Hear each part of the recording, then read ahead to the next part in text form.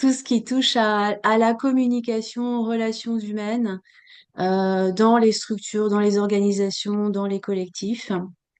Donc, je suis ravie d'être là aujourd'hui pour vous parler de manière plus spécifique des conflits et du processus des conflits. Donc, ce webinaire est organisé par le label EQRS Bien-être au travail. Ce label, en fait, a été créé notamment parce qu'il y a eu des transformations profondes du monde de l'emploi et un retard et une perte d'attractivité dans les métiers de la filière équine, ce qui a donc engendré en fait un turnover et une augmentation des tensions dans la filière. Donc, le label est une réponse à notamment ces enjeux-là. Et donc, il a été créé par plusieurs partenaires de la filière pour s'assurer qu'ils répondent en fait à tous les secteurs dans le milieu. Donc, il est actuellement porté par trois partenaires, donc le Conseil des chevaux de Normandie, la FASEC et Equiresources.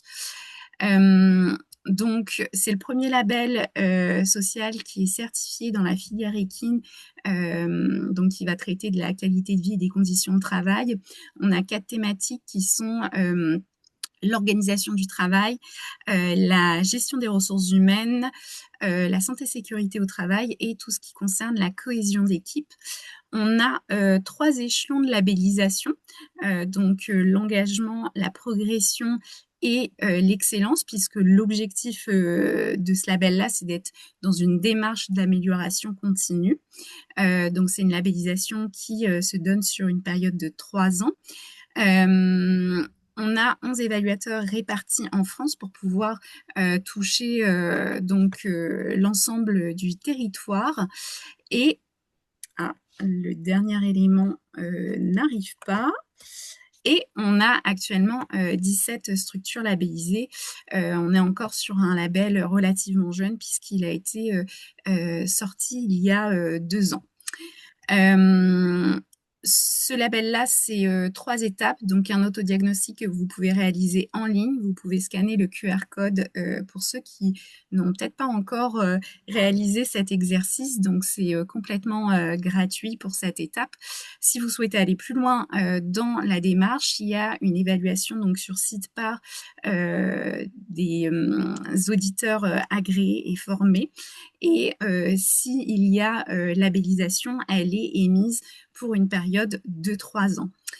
L'objectif, bien sûr, c'est à travers cette labellisation, c'est que les employeurs puissent valoriser leur engagement en matière de qualité de vie et des conditions de travail, de pouvoir identifier des leviers d'action grâce à un rapport qui est émis à l'issue de l'audit sur site, de pouvoir favoriser la performance de leur équipe, de renforcer l'attractivité, de gagner en visibilité et aussi de créer une dynamique collective tant dans leur structure que dans la filière, puisque l'objectif, c'est vraiment d'avoir une vision positive et proactive de la filière en fait en termes de qualité de vie, conditions de travail. Donc, c'est les principaux éléments en fait que je voulais évoquer avec vous. Je vais pas m'étendre plus que ça et je vais laisser la parole à Pauline pour qu'on puisse parler plus concrètement de la gestion de la communication et notamment des conflits.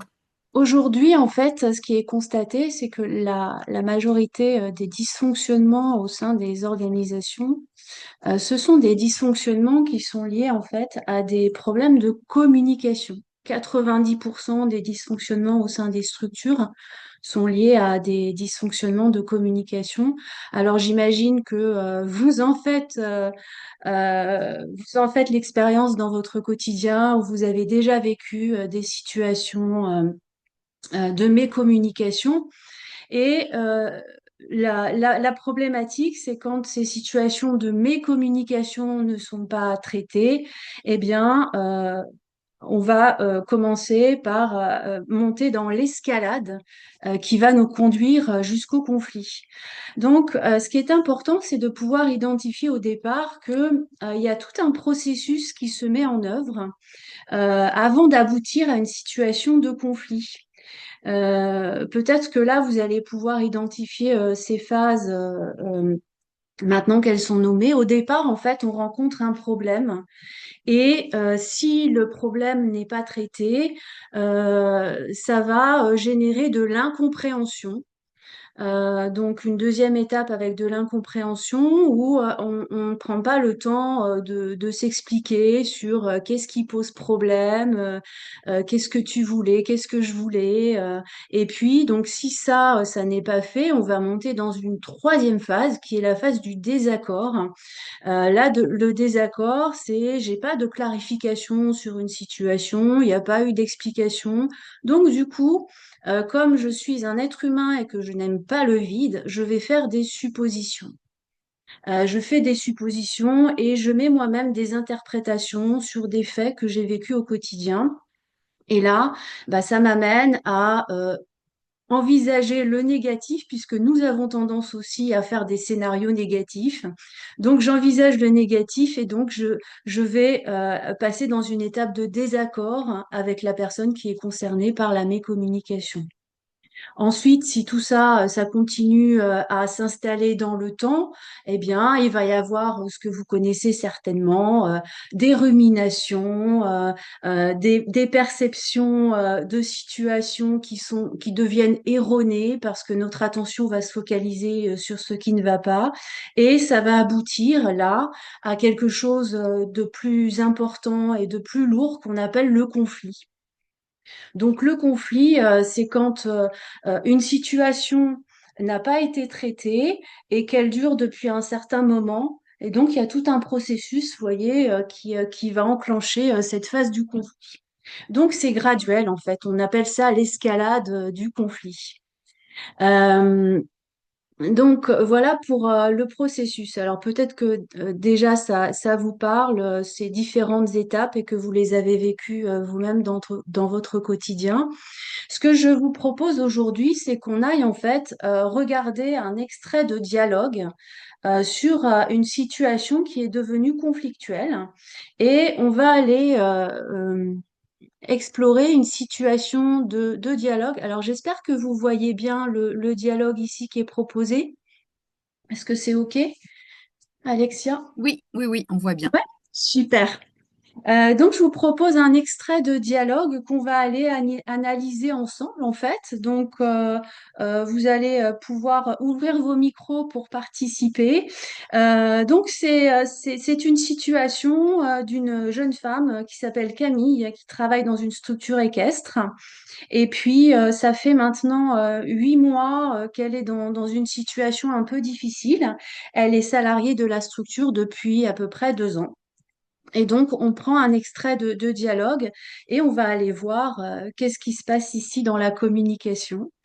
Alors, Camille est fatiguée et donc elle dit à Monsieur Leroy, j'ai encore fait l'ouverture seule ce matin, on devait être deux.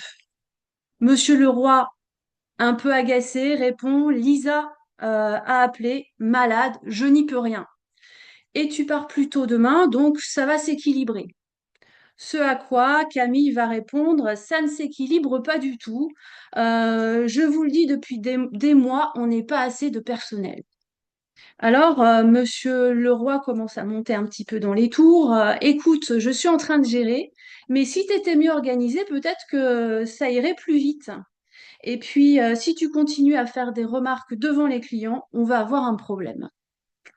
Alors là, Camille se vexe un petit peu. Si vous ne m'expliquez pas, comment est-ce que je peux savoir? Je n'ai fait d'ailleurs aucune remarque, je réponds simplement aux questions qu'on me pose. Les gens voient bien que je cours partout. Monsieur Leroy prend un peu de distance et lui dit, tu passes ton temps à te plaindre. Si le rythme ne te convient pas ici, il faut me le dire clairement. Ce à quoi Camille répond, c'est ce que je fais depuis 8 mois, mais vous n'entendez rien. Bon, alors je vous propose d'ouvrir vos micros pour qu'on aille identifier ensemble là des mots ou des attitudes qui vont accentuer le phénomène du conflit ou de la tension qui est déjà existante. Qu'est-ce que vous constatez dans ce dialogue entre ces deux personnes, Camille et Monsieur Leroy?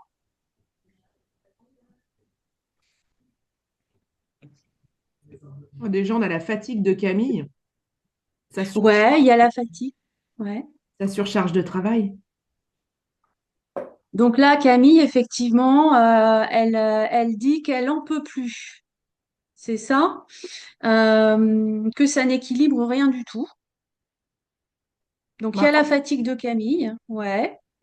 après, il y a le je n'y peux rien de Monsieur Leroy.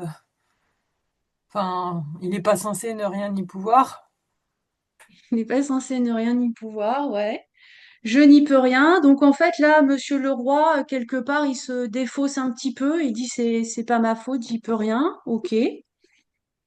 Qu'est-ce que vous notez d'autre? Il y a Il y a des reproches Des reproches, exactement. Il y a des reproches de la part de qui? de monsieur, enfin, des des deux. deux, mais du coup, monsieur Leroy, ça ajoute à la situation initiale.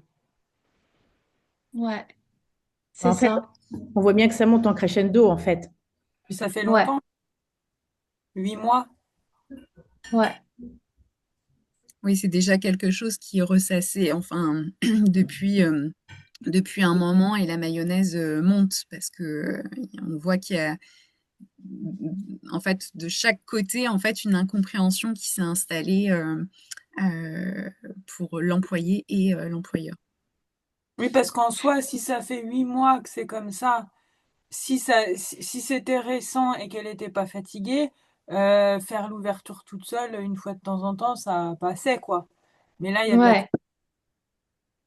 Voilà, donc là, en fait, ce que l'on peut identifier, c'est qu'au niveau du processus que je vous montrais avant, là, en fait, il y a un problème qui est existant depuis un certain temps et que jusqu'à maintenant, rien n'a été fait. Et c'est arrivé au stade du conflit. Donc effectivement, ça fait 8 mois que ça dure. Ce qu'on constate, c'est que les protagonistes se font des reproches. Donc là, on est dans un des facteurs qui va accentuer le conflit, c'est le fait de rentrer dans des reproches qui servent juste à créer une position haute et une position basse au niveau des relations sans amener à construire quelque chose de positif. Euh, on voit bien que Camille est fatiguée, Monsieur Leroy s'agace, Camille se vexe, Monsieur Leroy devient froid, donc ça ne fait qu'amplifier la distance au niveau de la communication entre ces deux protagonistes. Alors, hop. Donc là, effectivement, dans ce que vous voyez dans le dialogue, on aborde trois pièges qui sont des pièges de mécommunication et de dysfonctionnement pour la résolution d'un conflit qu'on retrouve souvent, en fait. Peut-être que vous allez pouvoir témoigner vous-même de ces situations. Souvent, quand il y a un conflit, eh bien, on va chercher un coupable plutôt qu'une solution. Donc, on tourne en rond en ne faisant qu'accuser l'autre et en lui refusant sa position. Est-ce que ça vous parle, ça? C'est un mécanisme de défense que nous avons tendance à utiliser si la manière dont on communique avec nous est agressive, eh bien, on va avoir tendance à se défendre et le meilleur moyen qu'on trouve, eh ben, c'est d'essayer d'accuser l'autre. Comme ça, c'est plus facile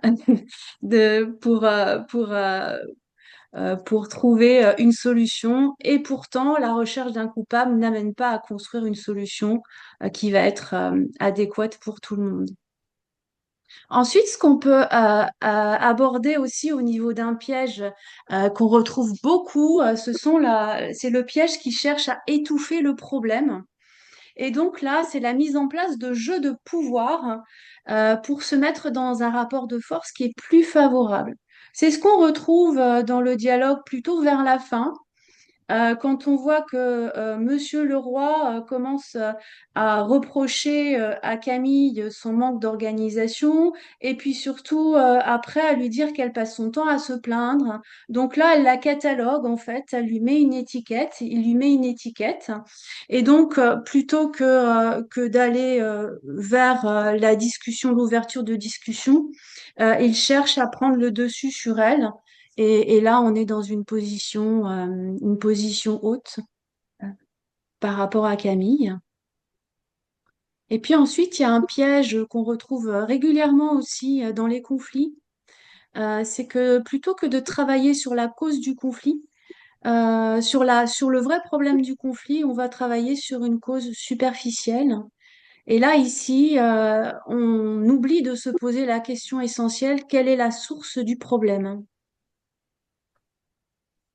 Alors, avant de vous poser cette question-là, quelle est la source du problème dans ce dialogue-là, je voudrais vous parler justement des relations humaines et de ce qu'on appelle le triangle dramatique des relations humaines, qui s'appelle le triangle de Karpman.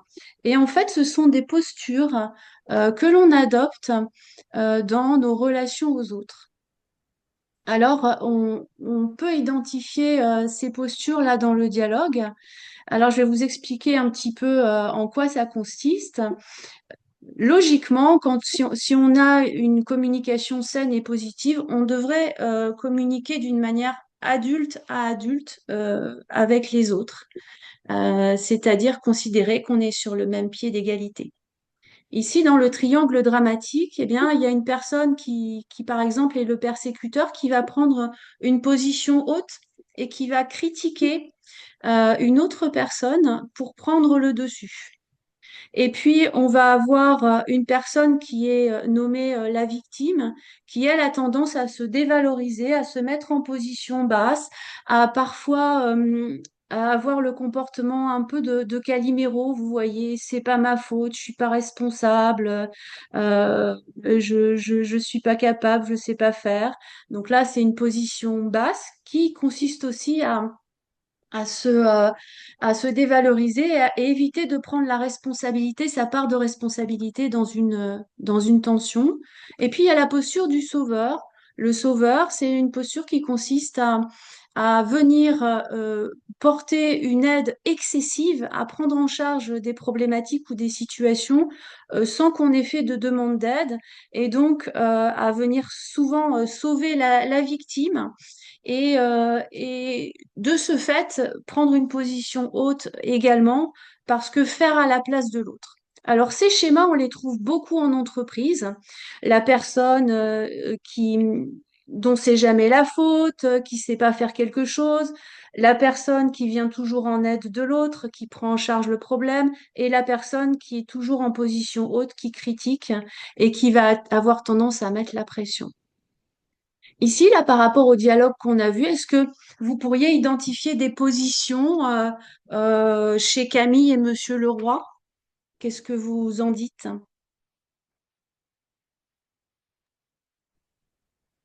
Est-ce que vous avez remarqué que l'un ou l'autre des personnages entre dans Camille une de serait ces la positions? victime.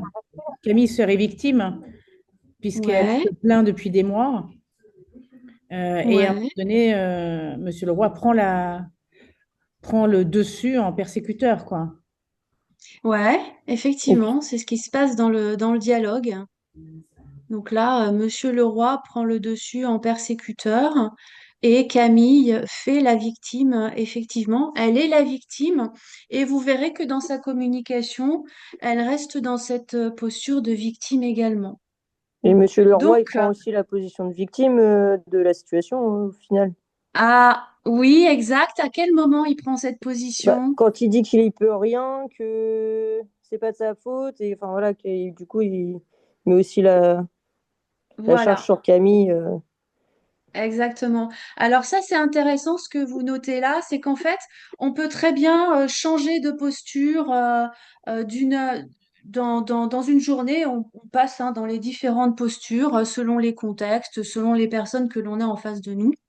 Dans tous les cas ici, euh, ce triangle dramatique, ça va accentuer en fait les dysfonctionnements et ça va généralement amener à des situations de conflit parce que chacun en fait se décharge de sa responsabilité.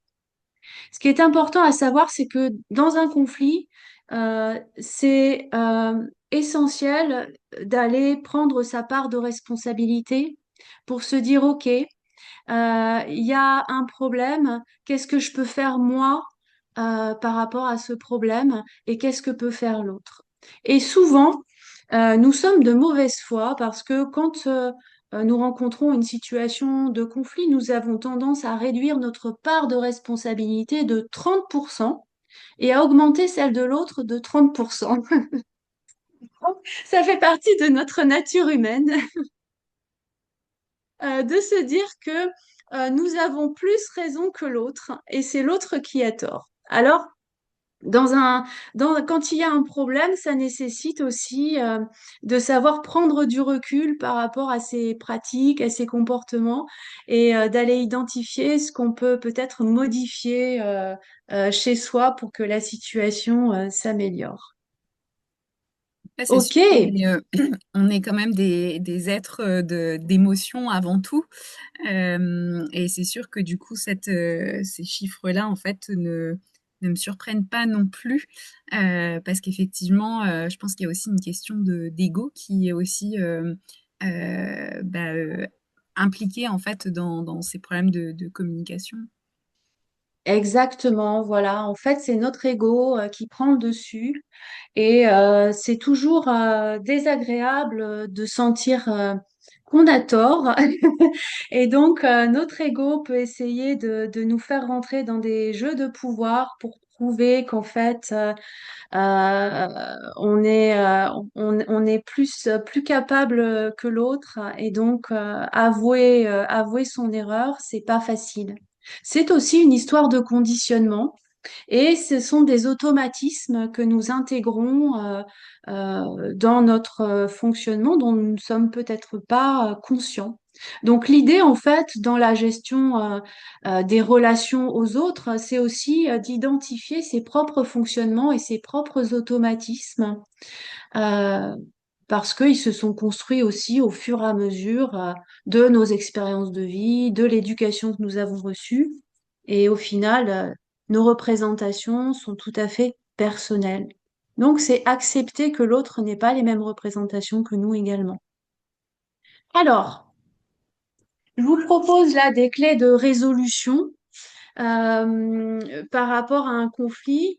Euh, la meilleure des choses à faire en situation de conflit, ben, c'est d'intervenir le plus tôt possible. Comme vous l'avez vu ici, hop, j'ai fait le contraire. Ah, comme vous l'avez vu précédemment, si j'interviens dès la phase du problème, eh bien, je vais résoudre le conflit, enfin, le problème beaucoup plus rapidement. Donc l'idée ici, alors il y a beaucoup de personnes qui réagissent en se disant oh ça va se tasser, attendons un petit peu, la situation va s'arranger, c'est une passade. Eh bien non. Quand vous rencontrez un problème, si vous allez directement chercher la source du problème, vous allez répondre aux besoins des uns et des autres et formaliser euh, une résolution beaucoup plus rapide. Donc, je vous invite vraiment à aller à intervenir au plus tôt avant qu'il ne soit trop tard.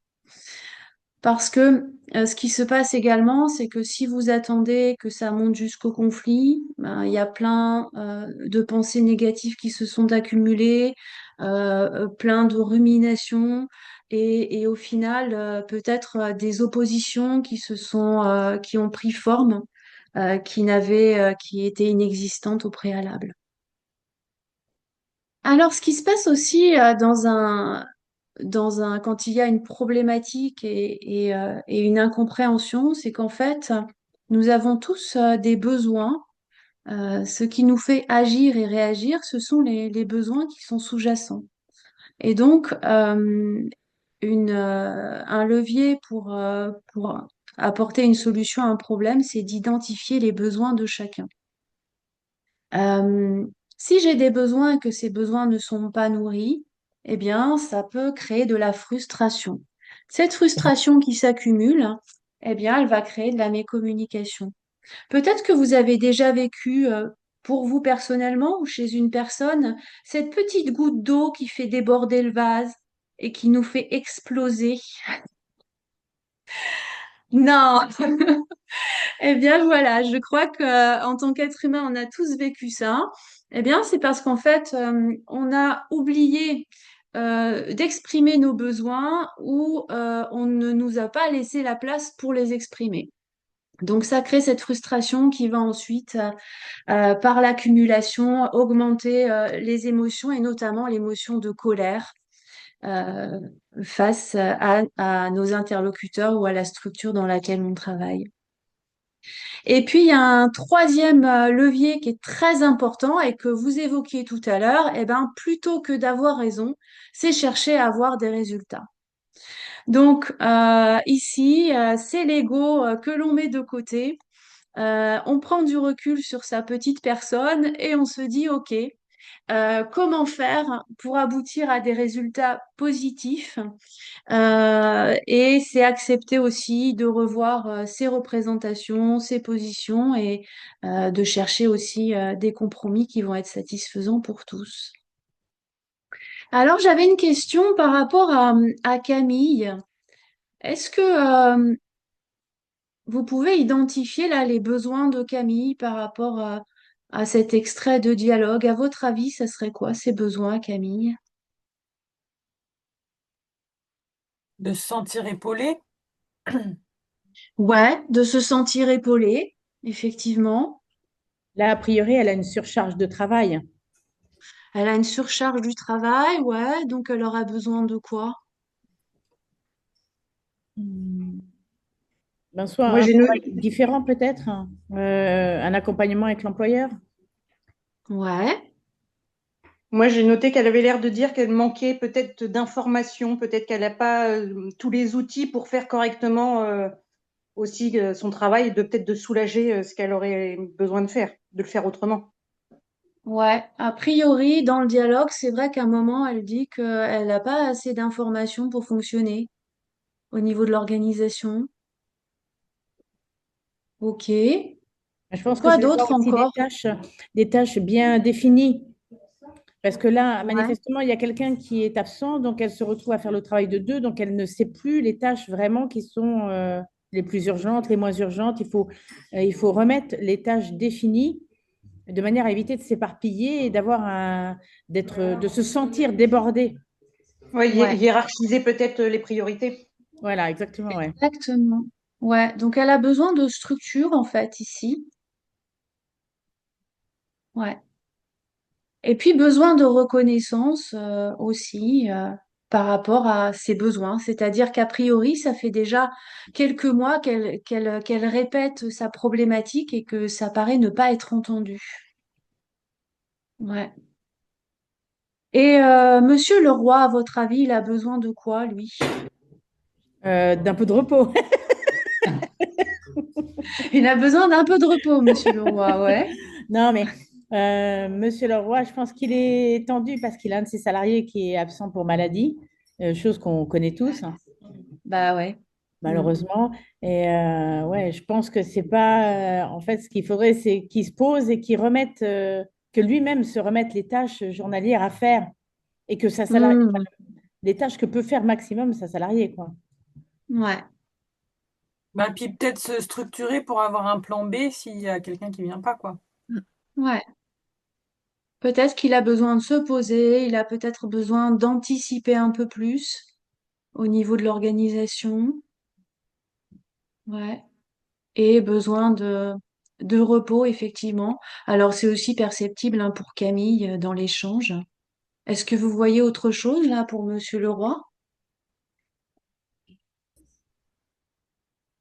Ben, est-ce que il pourrait y avoir aussi un besoin de communication, puisqu'en fait, on voit qu'il y a quand même en fait une incompréhension. Alors, c'est sûr que c'est la base et puis de la problématique qu'il y a, mais peut-être qu'il n'y a pas assez de communication aussi avec son employé et que lui, il aurait ce besoin-là, puisqu'à un moment donné, il Mm. évoque aussi qu'elle parle devant les clients et que ça pose un problème et que du coup, ben, finalement, la communication se ferait un peu par l'intermédiaire des clients Ouais. qui seraient insatisfaits. Mm. Exactement. Ici, il y a aussi un besoin de communication parce que Ce qu'on peut constater dans les échanges des deux interlocuteurs, c'est qu'en fait, il n'y a pas du tout de communication entre eux. Ils prennent pas le temps de communiquer. Donc chacun va à l'urgence et ça crée des dysfonctionnements. Ouais. Alors du coup là, alors nous c'est vrai qu'on est en position de médiation ici parce que en fait on observe le dialogue de ces deux interlocuteurs et on pourrait leur faire des recommandations. Qu'est-ce que vous pourriez recommander là pour aller vers la résolution? Ça serait quoi la solution ici à votre avis?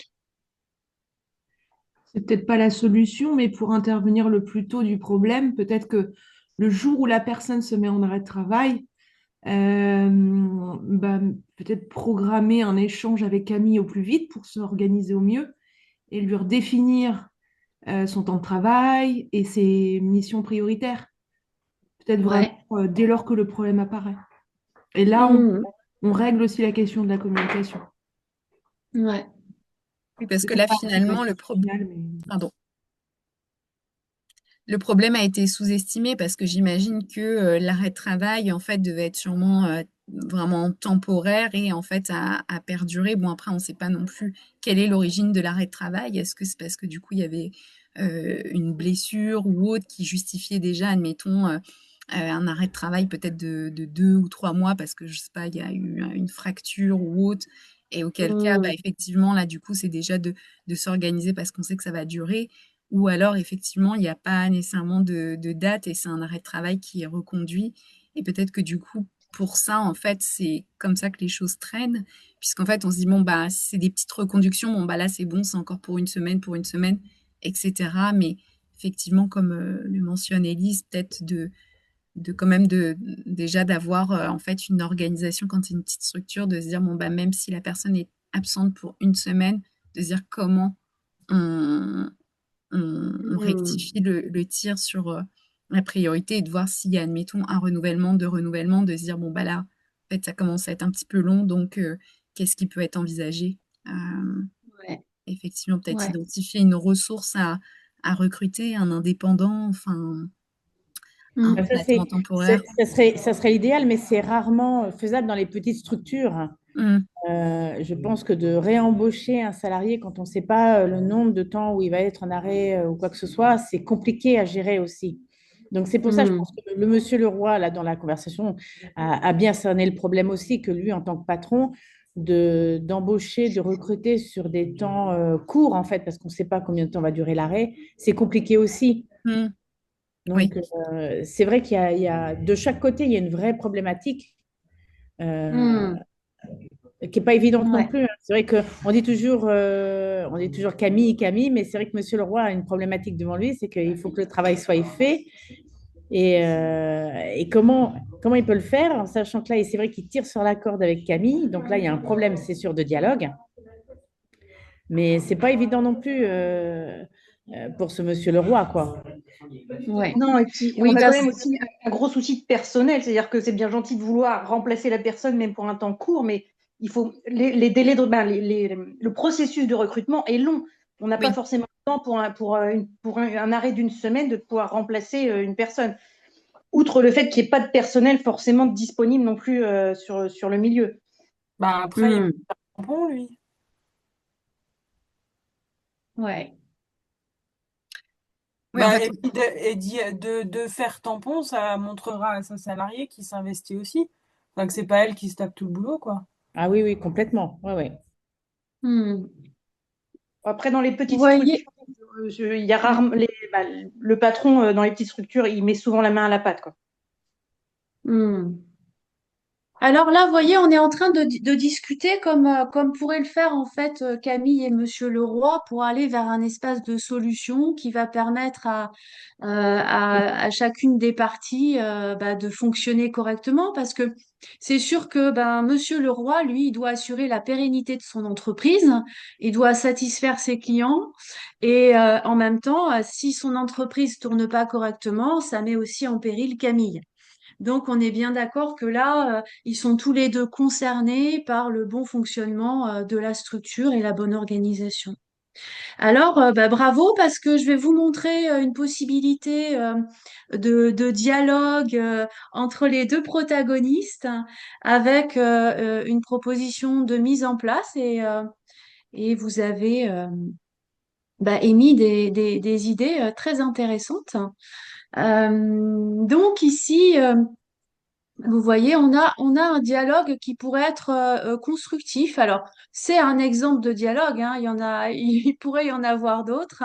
On va peut-être pouvoir noter la différence entre le dialogue précédent.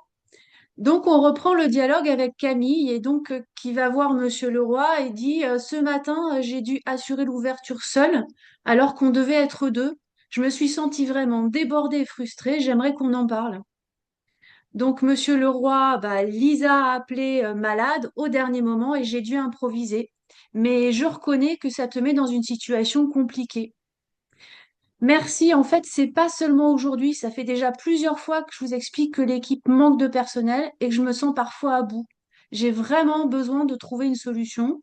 J'ai besoin de plus de visibilité, savoir comment on s'organise, comment on anticipe les absences. Monsieur Leroy, de mon côté, je gère les priorités budgétaires et des absences qui s'enchaînent, donc c'est la galère. Et lorsqu'une situation te met en difficulté devant les clients, je voudrais que tu viennes m'en parler directement plutôt que de garder ça pour toi. Ça m'aiderait à ajuster l'organisation plus vite. Ok, dit Camille, si vous êtes prêt à discuter régulièrement, ça va m'aider. Et là, Monsieur Leroy propose un point hebdomadaire de 10 minutes pour faire le suivi des besoins et des problèmes rencontrés. Et je vais revoir la planification pour éviter que tu te retrouves seul à l'ouverture. Qu'est-ce que vous en dites de cette proposition-là? Alors là, Ça, c'est dans un cas idéal. Oui. Oui.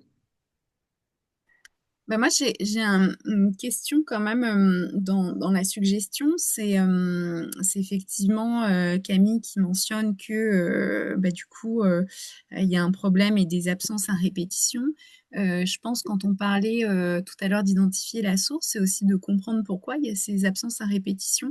Enfin, pourquoi? Parce que du coup, peut-être que si on avait cette réponse-là, il y aurait moins d'absences. Et du coup, ça créerait moins de tension au sein de l'équipe.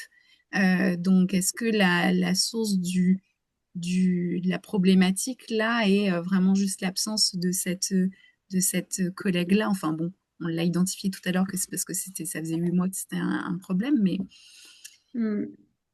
Tout à effectivement, fait. je dévie un petit peu, Oui, c'est tout à fait ça.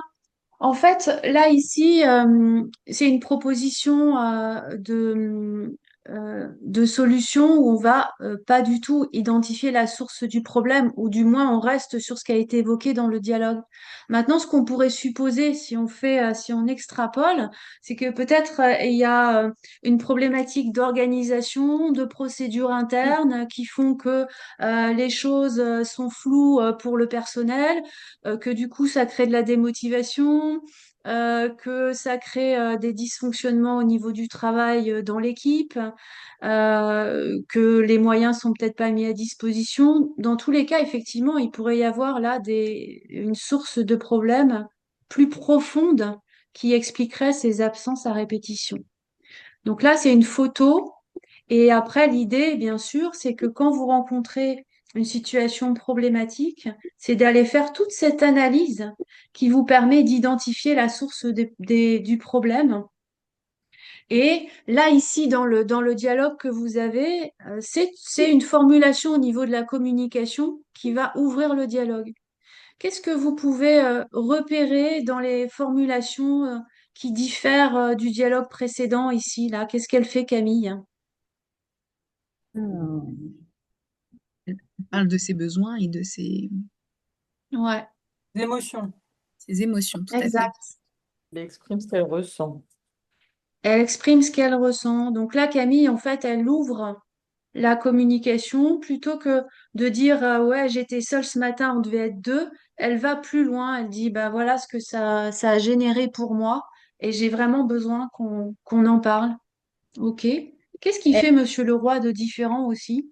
Qu'est-ce que vous Monsieur constatez? Leroy, en fait, il accepte qu'il y a un vrai problème et que Hmm. du coup, il accepte le problème, c'est-à-dire qu'il voilà, Reconnaît le il problème. reconnaît une partie du problème. Il fait Et, preuve euh, Ouais. et d'empathie. Camille, elle marque bien, elle aimerait savoir comment on s'organise. Donc, c'est ce que je disais tout à l'heure, d'avoir une feuille de route, en fait, d'avoir des tâches Hmm. bien définies, de ne pas s'éparpiller, parce que c'est ça qui fait que les salariés arrivent vite à un débordement. C'est que s'ils n'ont pas de feuille de route, s'ils ne savent pas vraiment ce qu'il y a à faire, même si c'est répétitif dans la journée, il faut toujours être présent et leur rappeler. Voilà, Hmm. ça évite qu'ils s'éparpillent eux-mêmes dans leurs tâches Hmm. inconsciemment et qui se laisse déborder en fait en disant ah, ça j'ai pas pensé mais il fallait que je le fasse, enfin je pense que et là il parle de faire un point hebdomadaire de 10 minutes, ça c'est bien, nous c'est ce qu'on fait systématiquement au café le matin et on le refait au Ouais. café le midi, donc ça c'est voilà, nous on Hmm. dégonfle toujours le ballon comme ça, on prend tous le café ensemble le matin et on déjeune ensemble et on reparle du boulot aux 14 heures au café quoi, donc comme Ouais. ça il n'y a pas de Hmm. Donc là, ici, en fait, ce qui est intéressant aussi de noter, c'est que Monsieur Leroy, il va partager aussi ses préoccupations. C'est-à-dire que lui, il parle de ses contraintes budgétaires et des absences qui s'enchaînent. Donc ici, il y a un dialogue qui s'instaure entre les deux protagonistes avec bah, voilà mes contraintes, voilà mes besoins et voilà moi en tant qu'employeur ce que je rencontre comme contrainte aussi. Essayons de construire quelque chose ensemble pour que ça puisse fonctionner. Vous voyez? Il y a vraiment une recherche d'amélioration et de construction. Alors, c'est formulé effectivement de manière idéale. Ici, c'est vraiment pour vous montrer que dans la formulation même, au niveau de la communication, il y a une ouverture et il y a une communication positive plutôt qu'une communication qui est faite de reproches à l'un ou à l'autre. Voilà. Après, Bon, il y a, oui, on peut aussi tomber sur des personnes qui parlent pas du tout. ouais, c'est vrai. Et souvent, les Alors hommes, là, du coup, ouais. Bah, du coup, ça ferait. Alors là, c'est vraiment une photographie de la thématique du conflit. Il faudrait prendre un peu plus de temps pour aller apprécier des situations spécifiques parce que dans la communication, face à une personne qui parle pas, il s'agit d'aller vers elle et de savoir poser des questions. Donc ça, c'est aussi un apprentissage au niveau de la communication, c'est poser des questions pour aller chercher de l'information. Et donc, c'est une étape du fonctionnement, ça, effectivement, avec certaines personnes qui ont du mal à exprimer leurs ressentis et leurs besoins. Mm. Tout à fait. mais qui n'ont même pas conscience exactement de ce qui va pas. Il y a des gens, ils n'ont pas conscience. Ils sentent qu'il y a un truc qui va pas, mais ils savent même pas quoi. Donc, Mm. c'est Alors, compliqué. ouais, à votre avis, c'est quoi la solution ici alors? Je ne l'ai pas trop parce qu'on peut demander de façon bienveillante, évidemment, en ouvrant les portes, mais en posant des questions peut-être fermées, je sais pas. Mais il y a des gens, c'est compliqué, hein. Mm.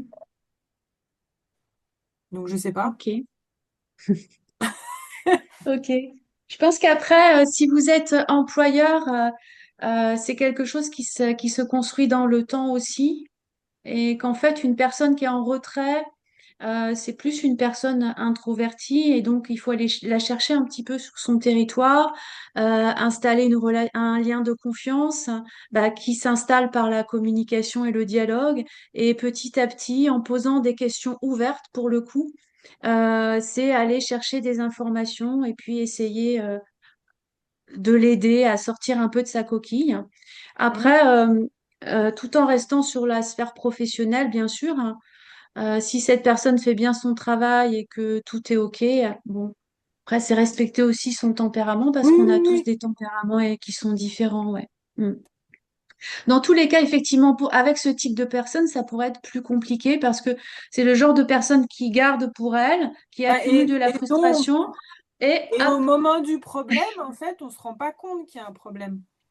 ouais. Enfin, moi, ça m'arrive pas, mais ça m'est déjà arrivé où Mm. on n'identifie pas de problème puisqu'on a l'impression qu'il y en a pas. Et en fait, la personne, elle gamberge, elle rumine, mais ça se voit pas du tout.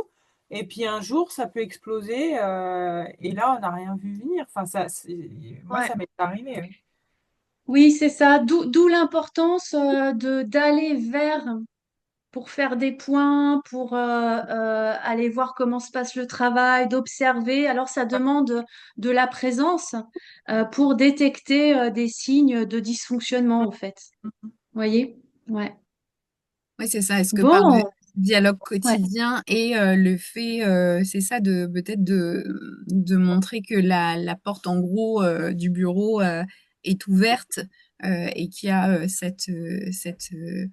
en fait, je pense que c'est vraiment de démontrer peut-être à l'employé, alors peut-être que c'est un peu utopiste hein, ce que je propose, mais que en cas de besoin, il peut venir parler librement et qu'il va pas y avoir de jugement parce que parfois est-ce que justement c'est cette peur de se dire ben est-ce que je vais être réellement entendu en fait.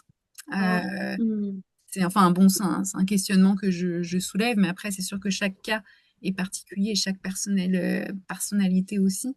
Mais je pense que quelqu'un peut être plus à l'aise si elle sait qu'elle peut aller parler librement et qu'il n'y aura pas de jugement dans la structure, enfin, par son employeur.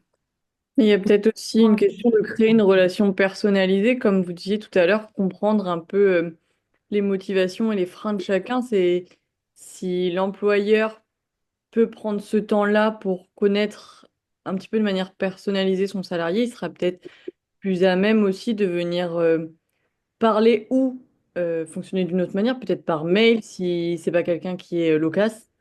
Mais en tout cas, d'avoir quelque chose de spécial et pas un traitement similaire pour tout le monde, d'avoir vraiment une relation un peu personnalisée.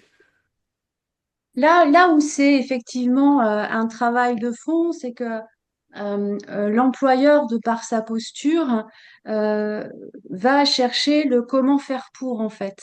Donc, ça demande d'être dans une posture d'observation, de se montrer présent, de solliciter les idées aussi des uns et des autres, pour que chacun se sente contribuer à un collectif. Vous voyez, il y a la notion de collectif qui est à construire aussi.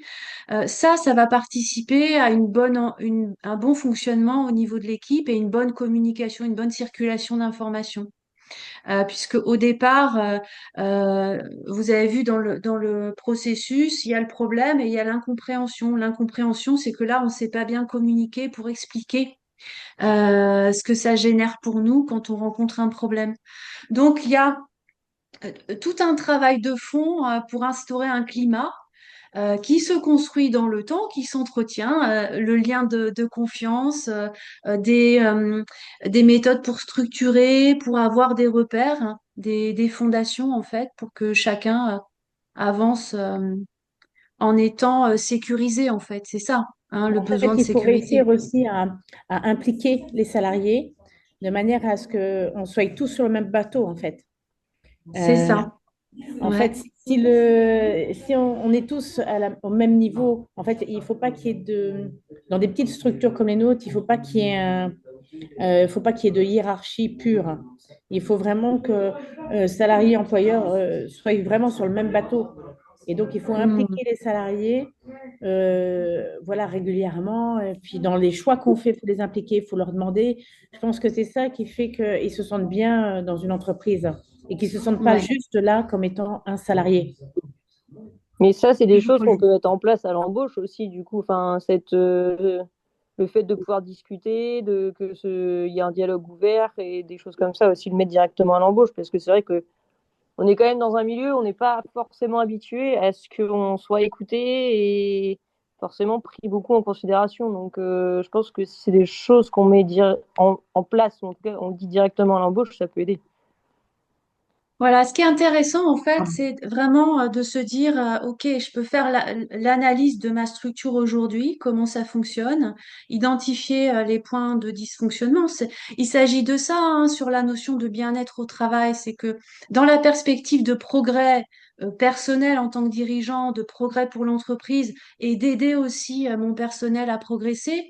Je vais pouvoir faire un état des lieux, je vais identifier les dysfonctionnements, je vais aller identifier les points d'amélioration et ensuite le comment faire pour. Et ça, bah, c'est un travail qui demande à se poser régulièrement pour pouvoir prendre du recul par rapport à son activité et ensuite engager des actions qui vont être efficaces et qui vont permettre de motiver les troupes et de répondre aux besoins des uns et des autres.